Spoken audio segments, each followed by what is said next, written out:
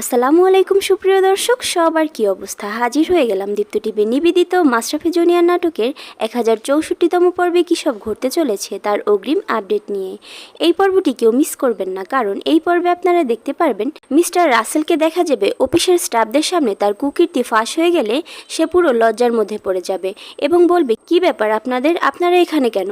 কারোর রুমে আসার আগে পারমিশন নিতে হয়, জানেন না? তখন রুনা ম্যাম বলবে, আমি ওনাদেরকে এখানে ডেকে এনেছি, পারমিশন নেওয়ার তো কোনো দরকারই পড়ে না। তখন মিস্টার রাসেল বলবে, আপনি ডেকে এনেছেন মানে, কিন্তু কেন? উত্তরে রুনা ম্যাম বলবে, ডাকবো না? ওনাদেরও তো জানা উচিত যে ওনাদের প্রতিষ্ঠানের কর্ণধারের আসল চেহারা কেমন। তখন মিস্টার রাসেল রুনা ম্যামের উপর রাগ দেখালে রুনা ম্যামকে দেখা যাবে সে ঠাস করে তার গালে একটি চর বসিয়ে দিবে। তখন মিস্টার রাসেল বলবে, মিসেস রুনা, আপনার এত বড় সাহস, আপনি ভুলে যাবেন না যে আমি আপনার বস? তখন রুনা ম্যাম বলবে, সরি মিস্টার রাসেল, আমি তো ভুলেই গিয়েছিলাম যে আপনি আমার বস।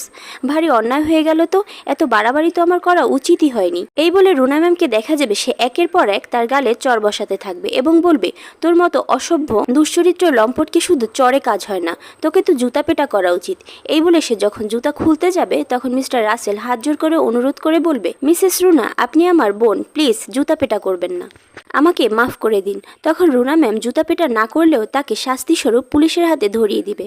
পরবর্তীতে রুনা ম্যামকে দেখা যাবে অফিস থেকে বের হয়ে সে সরাসরি বিশিষ্ট মনোবিদ ডক্টর শিশির আলীর চেম্বারের সামনে গিয়ে তার শাশুড়ির কাছে ফোন দিয়ে বলবে, মা, আমি সেই ডক্টরের চেম্বারে ঠিক নিচেই আছি। তখন কথার যোগে দিলারা বেগম বলে উঠবে, নিচে কেন, তুমি উপরে চলে এসো। তখন রুনা ম্যামকে দেখা যাবে সে আশ্চর্য হয়ে বলবে, উপরে এসো মানে কি? আপনিও কি উপরে নাকি?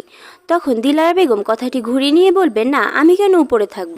আর অন্যদিকে আপনারা দেখতে পারবেন তুতুল গ্রামে তার শ্বশুরবাড়িতে পৌঁছালে তার শাশুড়িকে দেখা যাবে সে সবাইকে নিয়ে তার বউকে খুব সুন্দরভাবে স্বর্ণ দিয়ে বরণ করবে এবং বলবে, স্বর্ণ দিয়ে বরণ করাই হলো মাতবর বাড়ির নিয়ম। তখন তুতুল তার শাশুড়ির কাছে দোয়া চাইলে তার শাশুড়ি বলবে, কি বলো মা, দোয়া করব না মানে? আমি চাই আমার এই সোনা মুখটা যেন সবসময় হাসি খুশি থাকে। আর এছাড়াও থাকছে আশ্চর্য সকল ঘটনা। সুতরাং সবাইকে মাশরাফি জুনিয়র নাটকের আগামী পর্ব দেখার আমন্ত্রণ রইল।